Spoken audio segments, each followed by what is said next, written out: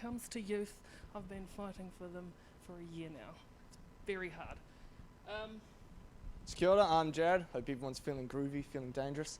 I'm a Year 13 student at Palmerston Boys High School, and as weird as it sounds, I'm like kind of a technically part-time uni student because I'm doing 5 papers, though I'm still at Boys High, question mark. But yeah, it's quite fun to be here over at NetHui. So obviously you've come to the clear whiteboard, youth creating the future of our internet. And we're just going to start off, before we get into the real meat of the discussion, with a concept called traffic light. Now put your hand up if you've heard of this. Excellent, great. So the concept of traffic light is that there'll be a statement, and on one side of the room there's where you agree, and on the other side of the room is where you disagree. So green for agree with the statement, and red for disagree with the statement. So obviously we've had lunch, probably got some energy to move around. So yellow if you're unsure or if you don't know too much about the topic. And you can still be quite lenient. You can be in the middle, like I don't fully agree, but I don't 100% agree with it. Or you can be straight at the end and be definitively, I don't agree with the statement at all. Is everyone keen? All good? Cool. So we'll get cracking. So this one is quite youth-centric, but the great thing about democracy is the fact that everyone's a part of it, everyone's involved. And even though obviously not all of us are youth, even like a few days ago.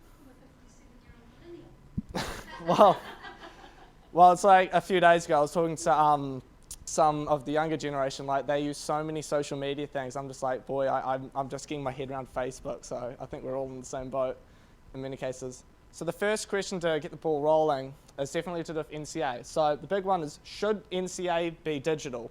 So entirely digital. So if you believe it should be entirely digital, green for agree. If you think it should be paper and traditional, then red. If you think, mixture of both or you're unsure, more towards yellow. So give you a minute.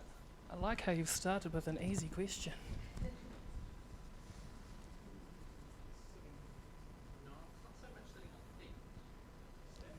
So feel free to discuss around and just have a rough idea in between your little subsections. So I just want to talk about everyone standing in the middle. Is that because we have a good stand ground for it? Boom. Really like these microphone things. Right. The reason why I self-selected the yellow is because you're going to need more than just doing everything on a digital platform to do interacting. Reality is we are still in a society and there's lots of people, and you're going to have to work out how to navigate people. And if it's all just in a digital, are you assuming that the question is that it was all NCEA on a digital, so you just do it all? Yeah, so completely online. So if you were fully agreed, that means everything should be, ditch the paper. No. Fully disagree means we should never use computers. Agreed, get rid of some of the boring process paper stuff. But in terms of in contact with humans, with your fellow peers, that stuff's gold. And after just going to the future tech conversation, we're just talking about what can, about jobs for the future and what would you help your youth with, and it's about making sure that they can dream, collaborate, imagine, and all of those aspects, instead of say that, some of them, the jobs may not be there, but those things that make up a human and doing well, I don't think you can just do it purely in a digital realm. You need each other, and that's why I'm here. Cool, great. So is anyone from the more pro of using a digital want to have a speak? I'm more pro in terms of moving towards digital assessment rather than framing it as a traditional end of year, sit in the school hall, sit your exams on paper. I don't think exams, especially when you write them in a paper format, are at all useful for getting into a workplace. I've never sat an exam in a workplace, but I think that you're right. I think that it should be digital but collaborative and doing projects in that way throughout the year, but using digital tools where possible. So anyone want on the complete contrary? So near the end? Or like not 100% against, but more leaning towards paper-based systems? And why would the rest of you yellow? Well, I suppose some of us, sort of remember their distant days and fifth form in School C, and found it actually was sometimes a good experience, and for creative people, of course, actually getting some paper and doing some art was also a good thing, and you can't necessarily do it all digitally. And I totally agree, coming together and the experience of working with other people is very important out there in the workspace as well as in the classroom.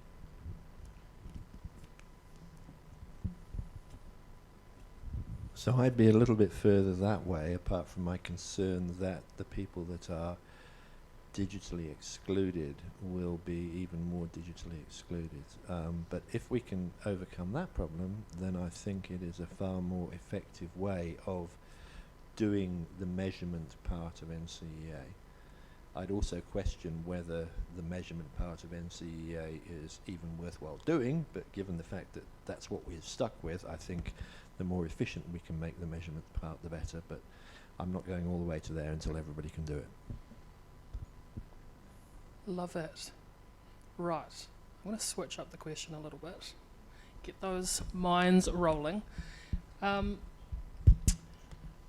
What is my statement? Great that I've prepared. Our youth these days are safe on the internet.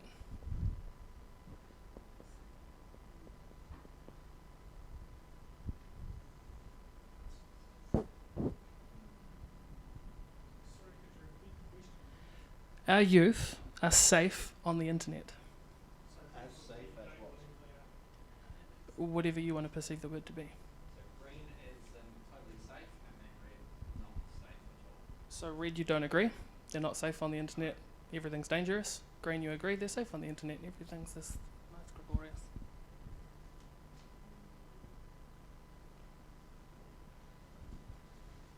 This is all just to get your minds rolling after lunch.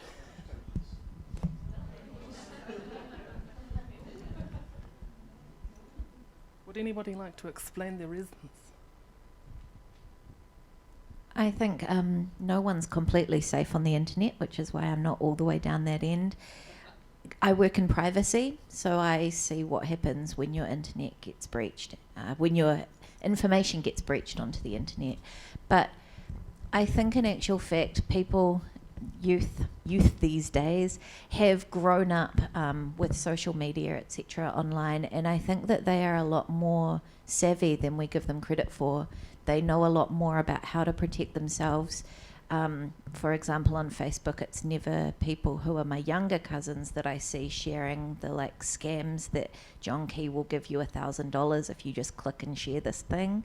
It's always people who are older who seem to not quite understand those sort of basic safety things. Yeah. I think a computer's very much like a gun, that if it's in the hands of the person who's going to use it for whatever purpose they're going to use it for, they're going to. And my experience of whether youth were safe with a computer, I was sitting in the public library and the youth behind me was looking at porn. So I took my village parental license and told them to turn it off. But yeah, that's what I think. I'm standing here because I'm not a digital native and one of those lives in my house. And so as a parent, and because and my lack of understanding of digital stuff, I'm like, oh my God, this is an unsafe place for her to be. Because I don't understand it. You're right, actually, she probably does get more than I do about how to keep herself safe. But I see a lot of young people that don't. So given that there is that potential exposure to harm. Is that the people who have got the resources and the capability to know them to keep themselves safe, the ones that we're just talking about, or are the people who maybe don't have those resources and good role models? Is that you sort of feel that could be quite potentially? Yep. I don't really know enough about the subject. That's fine. Anybody else have a say on anything? To voice their reasons? I don't think it matters your level of knowledge of the internet or technology.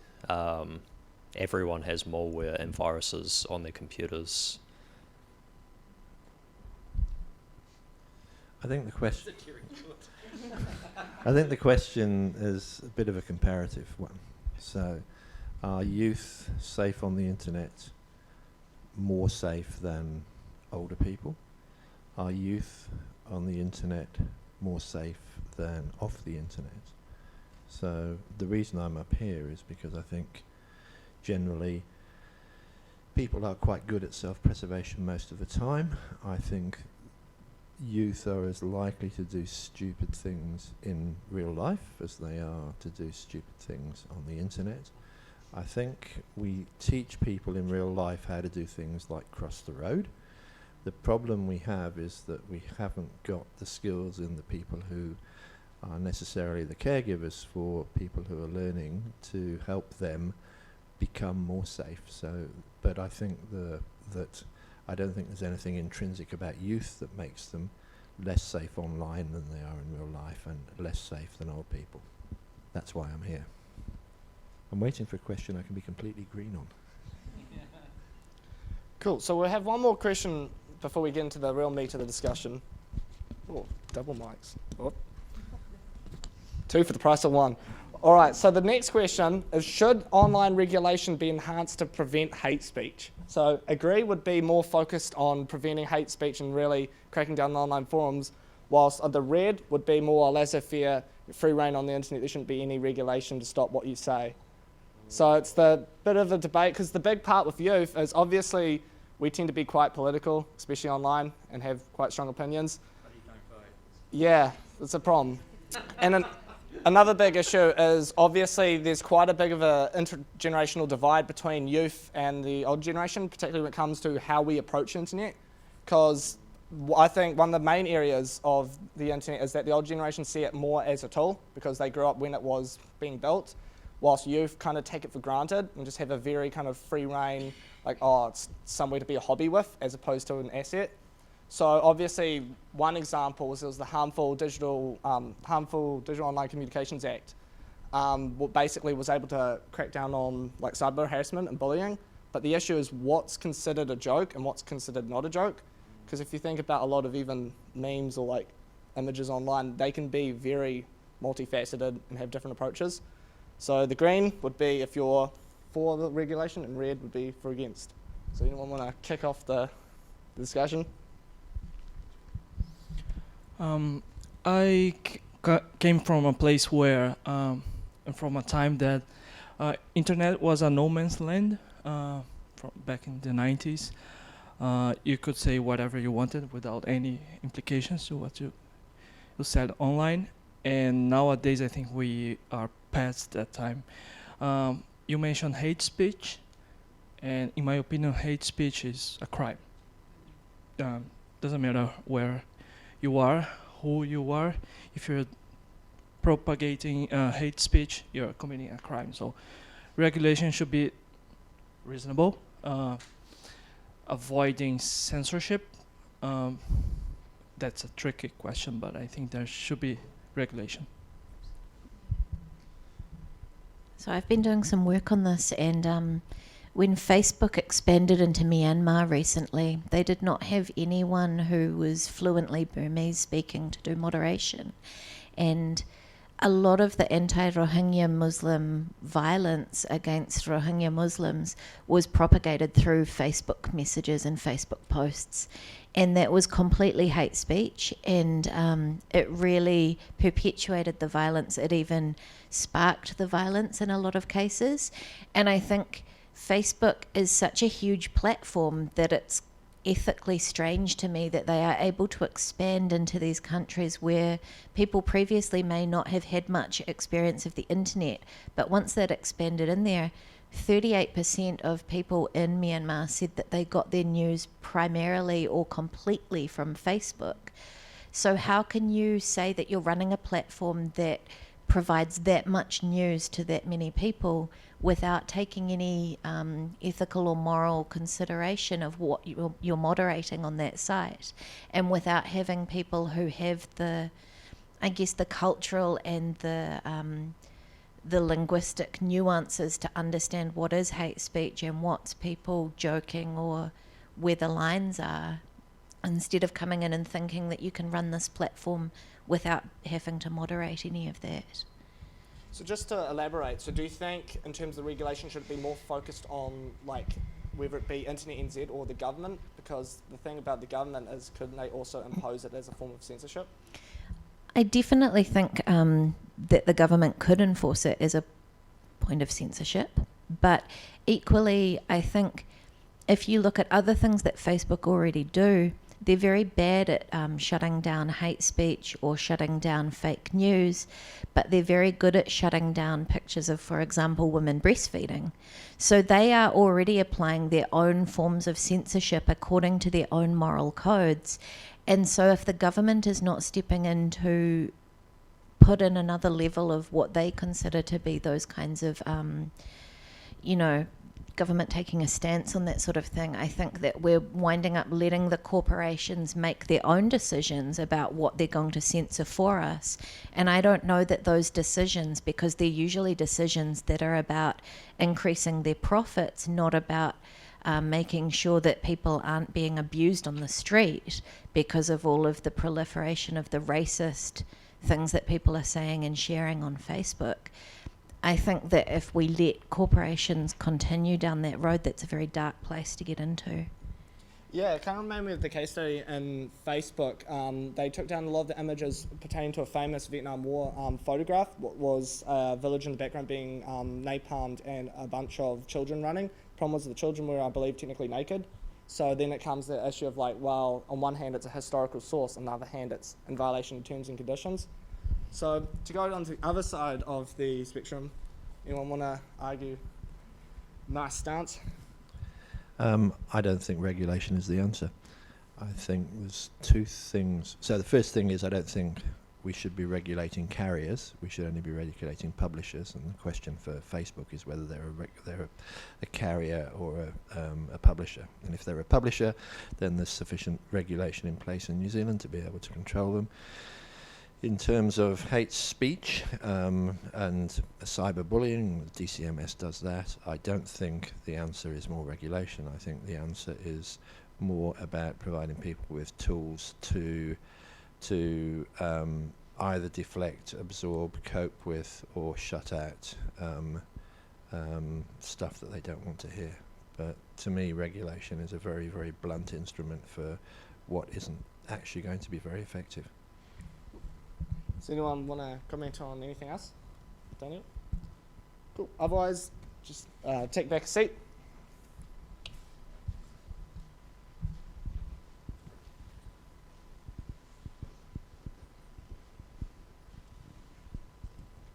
I like how everyone just doesn't feel any more energized than they were before. Great. Hopefully we're mentally energized. Just had a big feed. Should be all good. Right. Youth creating the future of our internet. I'm going to just deviate from what we planned, purely because I've been in 2 sessions already, and I've noticed that there's a lot of things that people want to say and want to talk about, but haven't had the chance to. So I'm going to open it back up to you guys. What do you guys want to, get out of this session?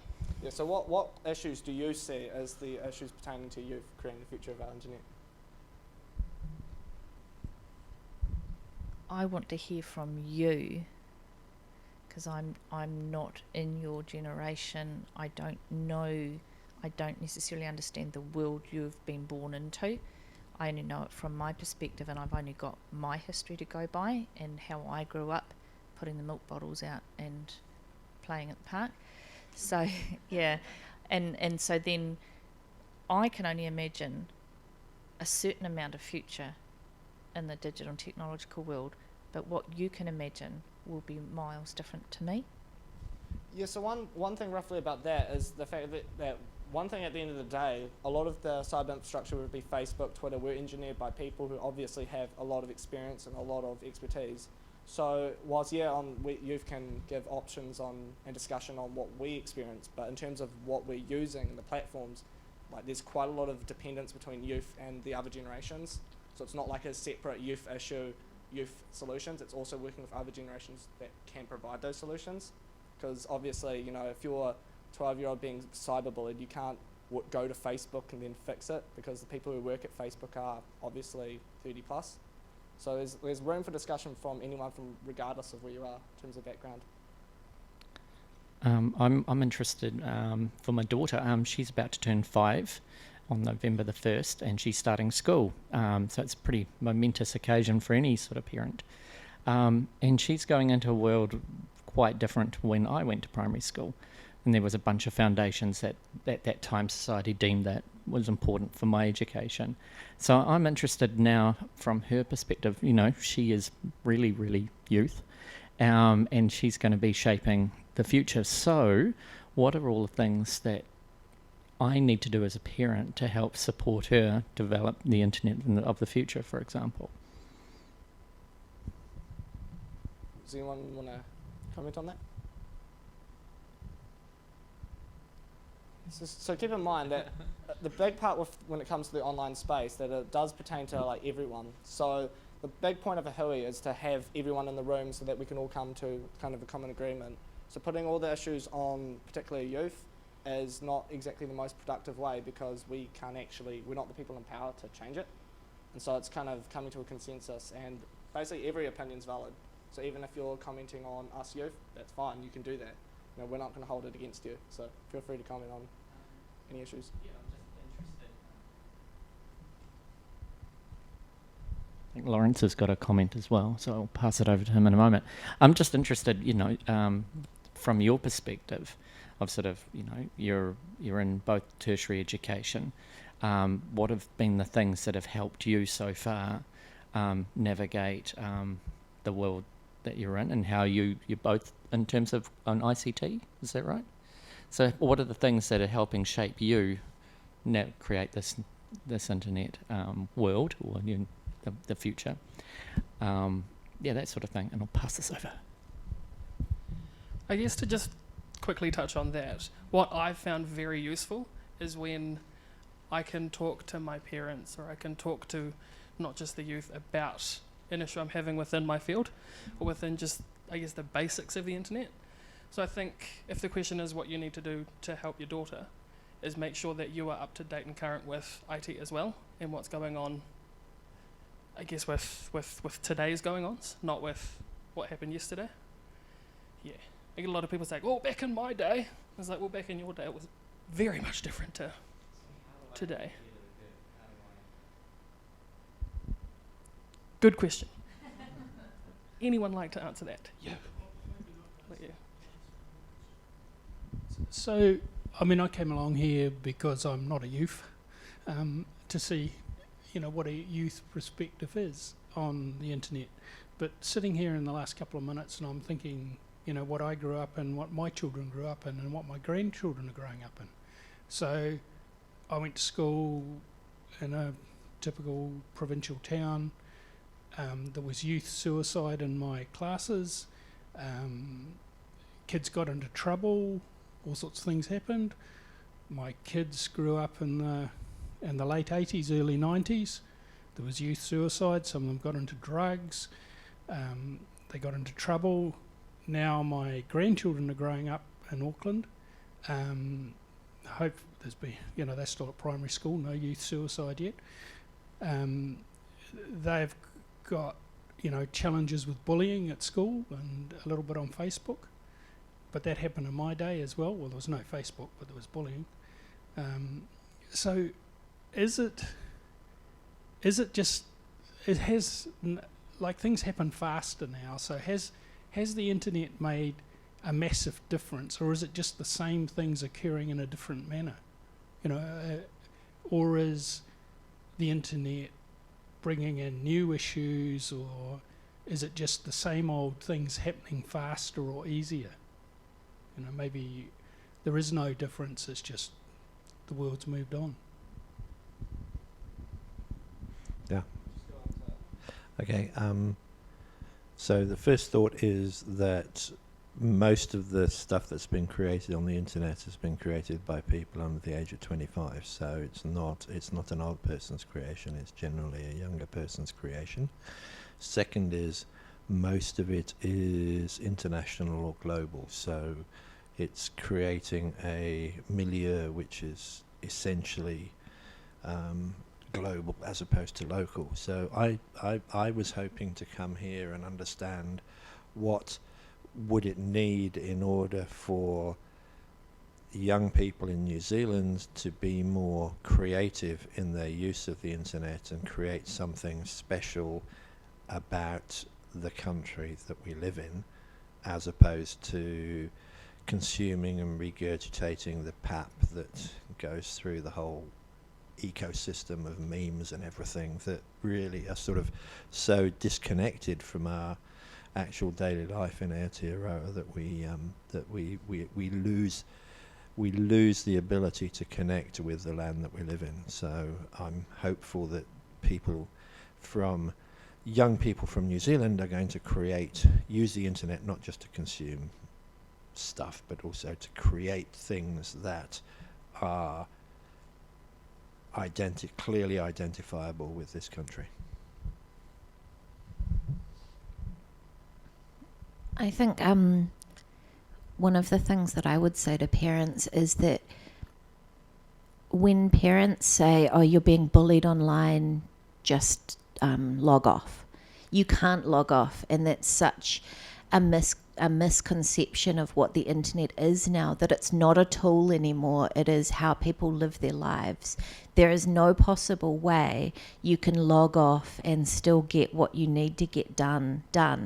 And that even happens not just to kids at primary school or high school being cyberbullied, but even people my age, or especially young women my age and younger. When women are being harassed online, even if you go to the cops, the message from the cops is, oh, can't you just log off? Then they can't talk to you. And I think that somehow we've got to, in society, recognise that you cannot tell people who are being harassed on the internet that the solution is for them to remove themselves from the internet, which is like saying remove yourself from this entire sphere of life, which is a way to connect with people and a way to transform and make your career happen. You cannot just say, oh, well, just don't use the internet then.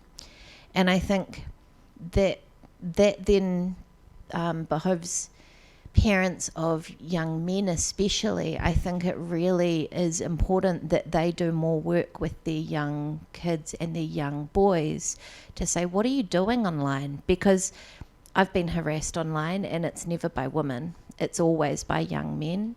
And young men really do wind up having these kind of toxic chambers where they exacerbate their behaviour because they're behind the screen. And so I think that you can't just say, oh, well, it's just, guys being guys on the internet. It's not, and it's not appropriate or fitting. But then equally, I think to say that youth are just getting involved in like ephemeral meme culture or internet culture, which is so global, I think that because the internet is global, you can't avoid that. But equally in the 1960s, teenagers were getting obsessed with the Beatles. They weren't obsessed with New Zealand culture back then, so it's just the same things that teenagers will always do. But I think that there are ways for people to put out things like YouTube videos. We've got YouTube creators living in New Zealand putting out things that millions of people are watching online, and so people are able to use the internet in both good and bad ways in that way. Yeah, you touched on a couple of very good themes there of barriers that I initially thought of myself, and I thank you for that.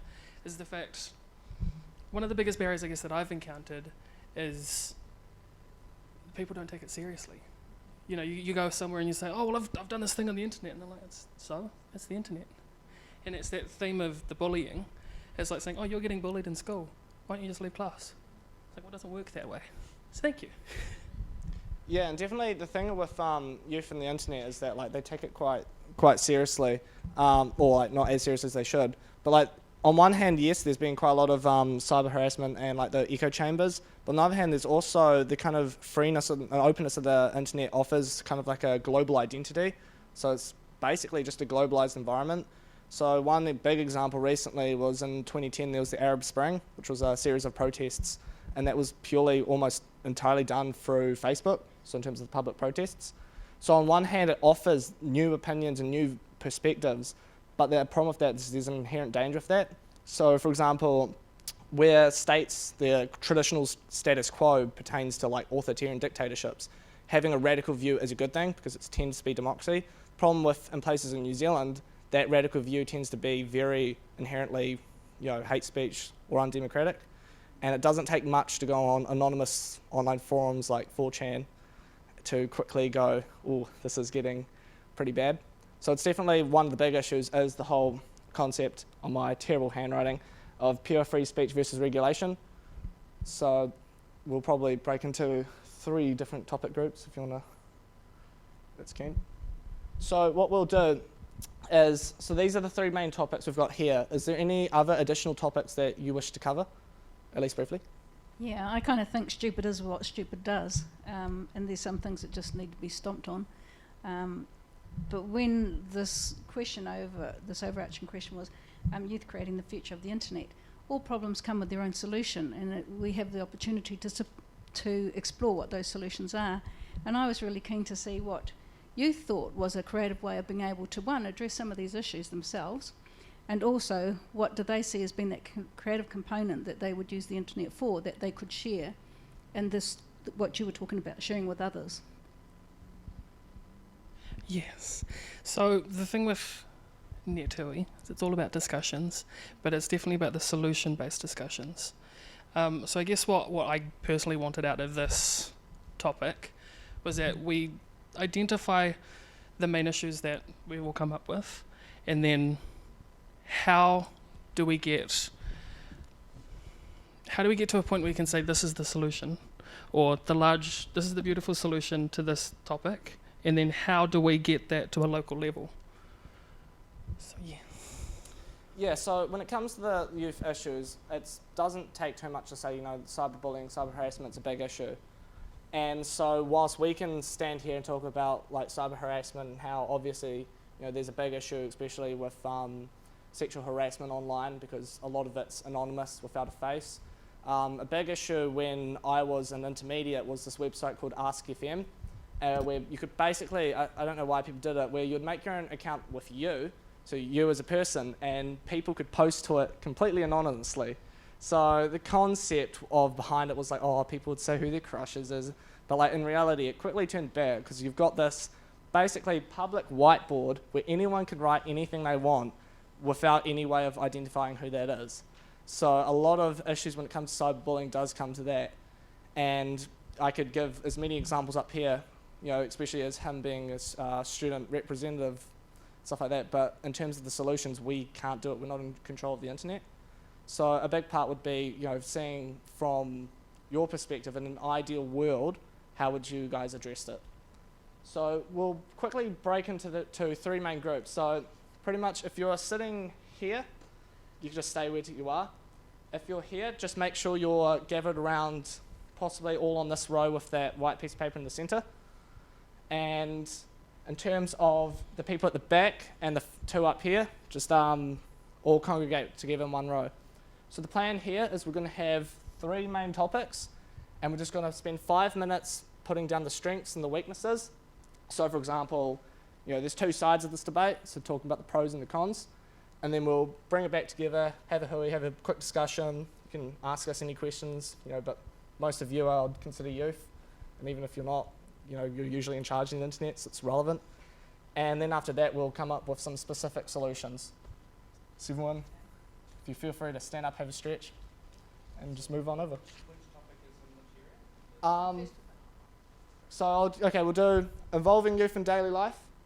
If you're in the middle, how can parents solve the intergenerational divides? That's basically how can parents get involved with their children when it comes to cyberspace. I'm not sure if it's still a thing, but there used to be a thing called NannyNet, which was basically a means of parents to regulate what websites their children could go on. And even at schools, there are a lot of, even the ISP provides options to block certain websites if you don't want it for your kid. The only issue is that it doesn't work for every website. So, quick example would be at my school, You can't go on the Defence Force website because it's considered armed forces organisation, so you can't do research on that. But you can easily go on Reddit and 4chan where you can quickly go down some bad rabbit holes. So it's not perfect, but that's the point of this NetHui, is to find those solutions. So involving youth in daily life, how can parents solve the intergenerational divide? And then the cyber harassment, so pure free speech versus regulation.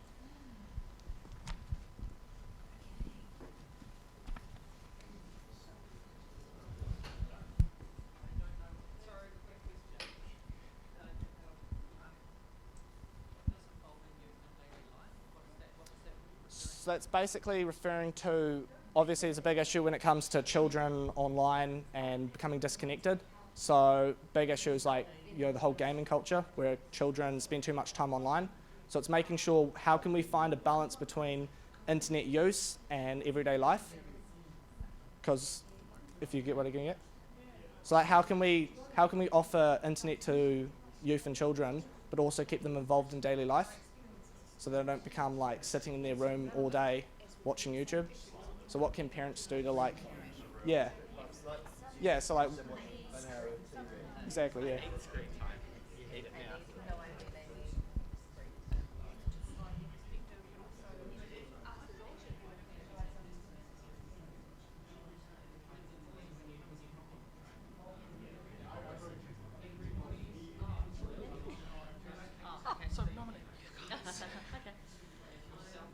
Okay, so we were sort of widening it to maybe be how can we solve the intergenerational divide, because not all of us are parents.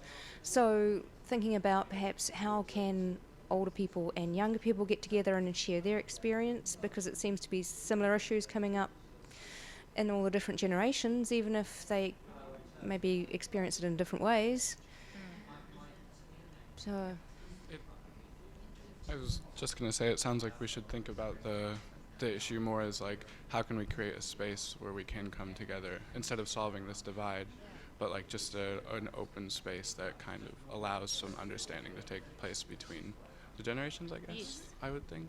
Yeah, I like that. And actually this very forum is demonstrating the fact that you need to sit together and hear all the different knowledge areas and personal experiences and work experiences to learn, because there will always be that intergenerational divide. We did things this way, this is new and I don't understand it. And then young people saying, well, we'll catch up, this is how it is now, So, yeah, and the social woes that we are worried about for young people are the same social woes that our parents worried about us about.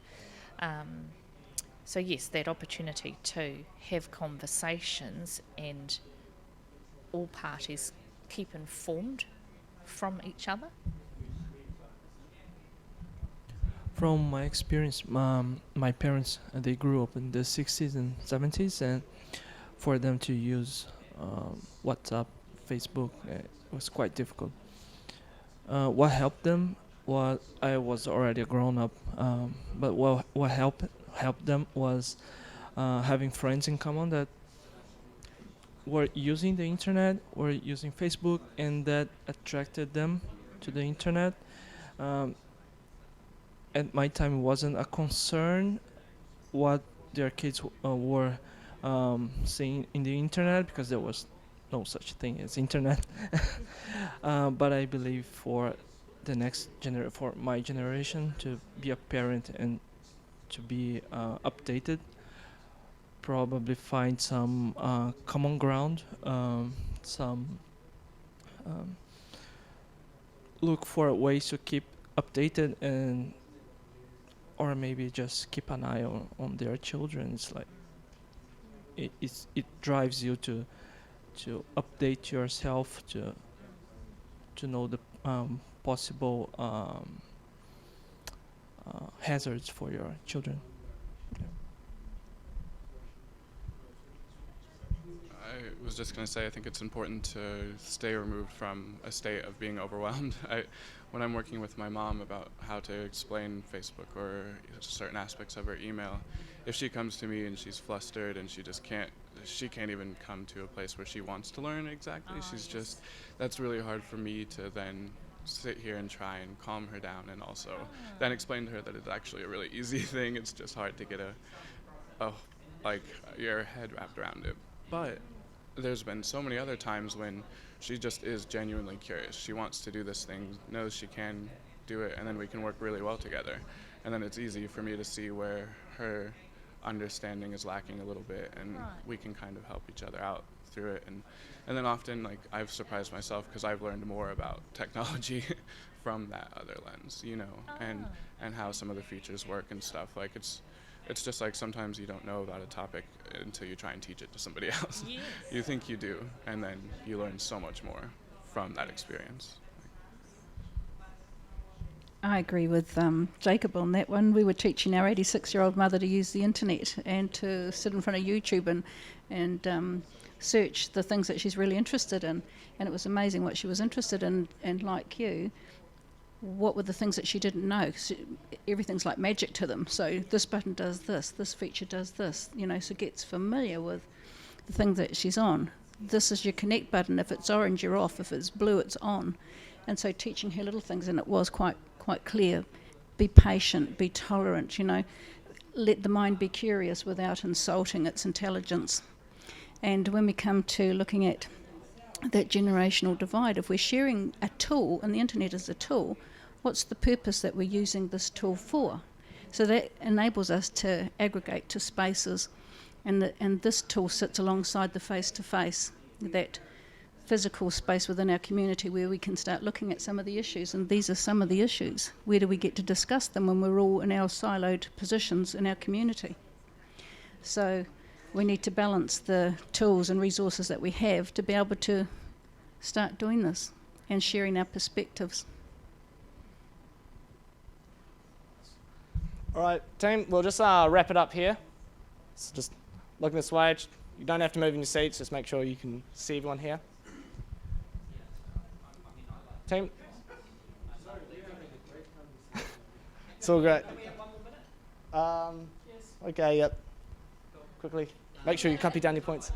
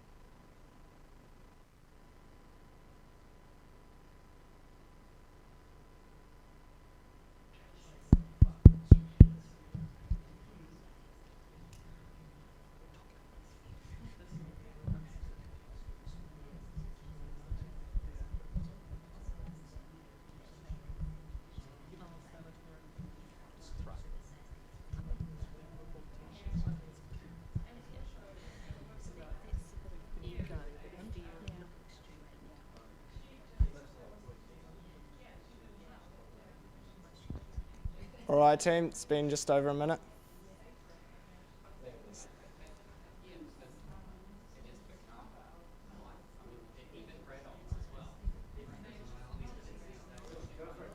All right.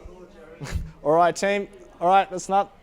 Obviously, these are some pretty big issues, and like politicians and stuff like that spend entire weeks on conferences and drafting pages of legislation. So the way we're going to work with this is we're going to go from in a clockwise position, and then we're going to have just first, when I get your group, just make sure that you copy some of the, or correction, just speak what issues that you found, and after that we'll go into solutions. So once they've outlined their issues, everyone's open to discuss any solutions. So just have a quick discussion of, or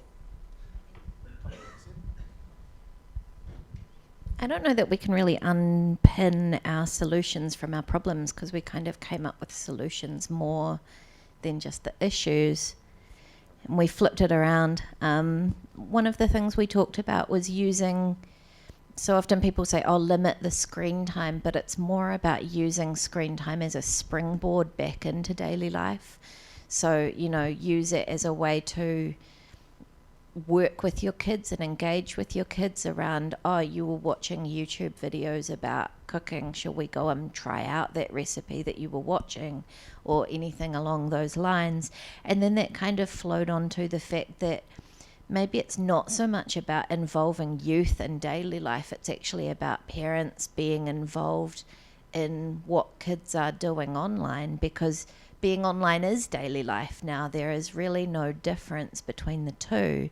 But if you're engaging with kids about their online hobbies and understanding what it is that they're doing, so we used Minecraft as an example, that's a way to kind of understand better what it is that they're doing and how they're engaging with the internet. And then we talked about content consumption versus creation, that it's so easy now just to constantly consume new content because it's always being created and available. You can stream it, you can download it, you can go onto YouTube and just watch 26 hours straight of whatever videos you want. And we were talking about how to encourage people to get more onto the creation side. So how do they engage in communities online that are like transformative? We talked about things like fan communities, which do things like fan art, fan fiction, and that kind of thing, which actually encourages people sharing and being creative online, as opposed to just having it be like a one-way channel. Just, yeah, make your own toys, use 3D printing or things like that. And that was around the digital enablement, how you can work with kids to say, hey, did you know that you can design things using 3D models, and then you could print your own toys, or you could print whatever. I think that Good job. Yeah, Good job. I wish we'd said that.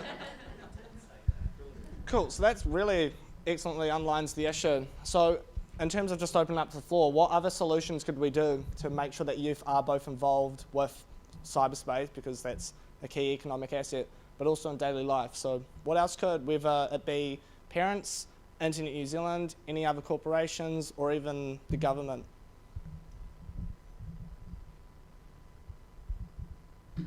Cool, so from what I gather from that, oh, okay. So I think just for my colleagues in the library, so as parents want to teach their kids or enable their kids to be more creative online, organizations like libraries need to support that. How can they support that? Maybe through a really cool makerspace parents can bring their kids along to. They can go to the children's club, they can get some books, and they can 3D print some tools, some toys at the library. So I think that's how we can kind of work together as a community to make it much more positive. Does the library have 3D print? It does, yeah. Yeah. Yeah, so if you catch up with Sean or Elise, they will tell you more about that. Cool.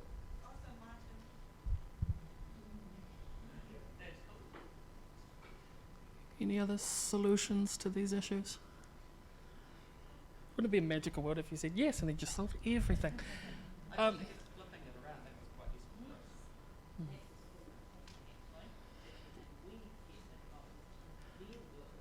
So I'm going to move on to the next one, because I found out we've only got 10 minutes left. So how can we solve the intergenerational divide? If you'd like to speak about what you spoke about. I think the bottom line there was communicating,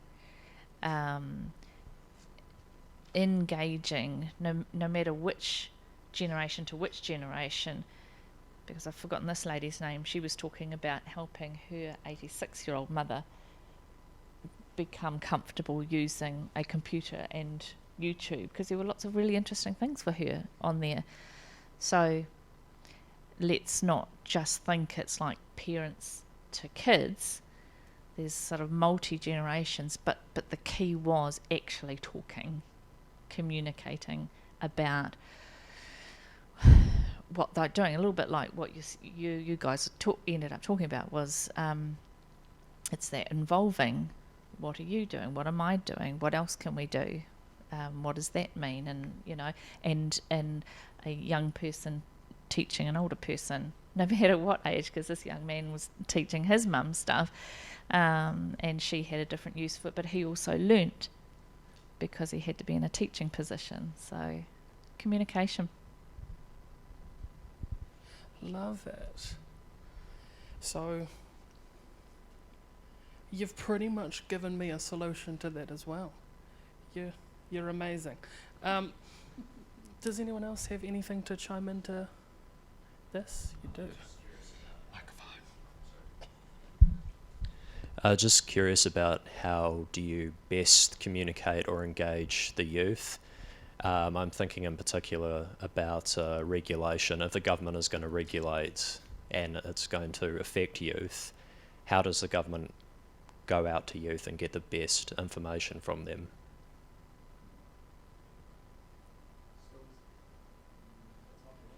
Good question. So do you mean like going to universities or? So in terms of what the government potentially could do in terms of teaching cyber issues, really all three of them, so engaging, is that since for the most part New Zealand is quite a public, their education system is quite public, especially for schools, it would be a good idea, and it's up for debate, but have like a common government strategy for addressing really all three of these issues.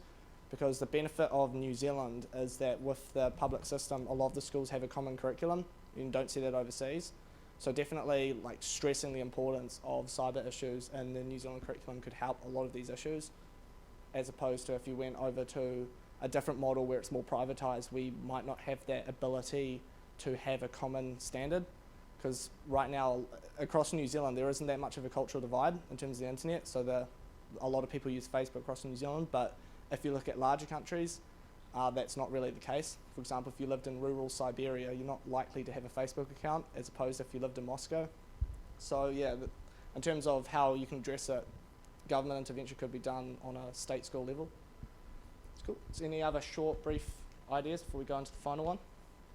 The solutions? Cool. So we'll go on to the third one, so that's cyber harassment and my nice little linear exponential curve. So we'll just go over here. Anyone want to give a quick discussion of what was outlined? So we talked about, whether legislation would fix this issue, and we think that probably, you do need to have some sort of legislation on free speech, but how you police it and who's the arbitrator of, what is. Some of it's pretty black and white. That's behaviour you don't want. That's behaviour you'll accept. But there's a big grey area in the middle where what's offensive to one person is just normal conversation to somebody else. But the thing he ended up sort of talking about was that whether it's on Facebook or in the playground or in the workplace, bullying and hate speech and that kind of thing is unacceptable. So it's really education that these are not acceptable behaviours. And the other thing that we talked about was also the fact that if you have a bullying situation in a playground and a few people get called names and things, it's probably forgotten a week later. But if you've gone and posted it on the internet, it's there forever, or for a very long time anyway.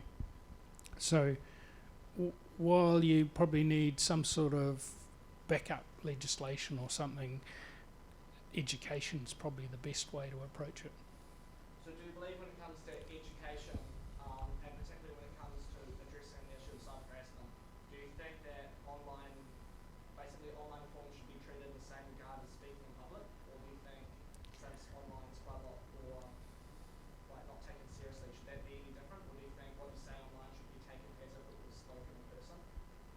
They should all have equal weight, but I mean the thing is that it's probably only the stuff that's said online gets the attention that would cause agencies to get interested in stopping it. I mean, you don't want to have a policeman standing in every playground listening to what everybody says. Should stuff limit policing comments? So stuff, the news website, you're allowed to comment. Should they police their comments? Because some of those border on pretty inappropriate. Yeah, they probably think they do moderate them. Yes, it's a fine line, eh? Just quickly going Oh, on that's that, shocking. since we've got a little bit of spent about a minute on it. So with this stuff comment section, obviously whenever there's an issue, there's going to be some pretty harsh comments. Do you think if they post it anonymously and it breaks hate speech, do you think they should have their anonymity revoked to track down who posted those comments, or do you think anonymity is anonymity? Because obviously when youth post online, it tends to be quite provocative. Do you think their anonymity should be protected, or if it breaks law? No, it's not a youth thing. It's mostly sad old men, I think. I think I'm talking for myself here. I think everybody ought to learn how to own their own statements, and so I think in general, if you're not comfortable putting your name to something, then you shouldn't say it. I know that makes speaking out difficult for some people who can't necessarily allow themselves to be associated with particular views. You know, if you're in certain employment situations, you might not necessarily want to say things. So I think there is an argument for what's called pseudonymous as opposed to anonymous. I'm completely against anonymous, but pseudonymous, which is somebody, you assume an identity which is you're the same person that's talking every time, but you're actually concealing your own identity, but you've still got some consistency in statements, then I think that's okay. And I think in that case, if that's pseudonymous identity, I think it's, you get 2 warnings and then you're cut off. But sometimes you don't necessarily know that what you've said is offensive the first time you say it, so you shouldn't be struck off just for saying one dumb thing, but if you do it 2 or 3 times, then you should be off. I'm going to just cut in right here because I think we're out of time. But I just really want to touch on the solutions that we've sort of come up with. One thing that I've seen a lot from a lot of the groups is we need more refined and, I guess, smart education. Agreeing? I see nods. I didn't see any shaking. And communication. So being communicative, if that's a word, don't know, with your children, and I guess working with them. Is that all a good statement? Yes. Cool. Thanks, guys. You've been lovely.